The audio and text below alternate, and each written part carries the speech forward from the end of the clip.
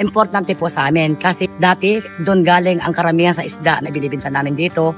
Dahil sa maraming isda, mura ang kuha namin, madaling ibenta. Mahalaga. Mas maganda doon kung napayagan kami. Maganda lautan doon kasi maraming makukuha isda rin. Sa Philippines kasi yun, di ba? So para bang kung isang Pilipino, kailangan mo din maging aware ka ng kung ano nangyayari sa West Philippine Sea. Kaya kailangan natin yung West Philippine Sea dahil ating teritoryo yun.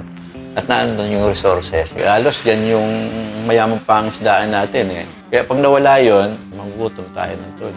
Hindi lamang po suliranin ng mga mangisda ito, kundi suliranin ito ng buong sambayan ng Pilipino. Panawagan namin na magkaisa ang sambayan ng Pilipino, magtulungan sa issue na nararanasan po natin dyan sa West Philippine Sea.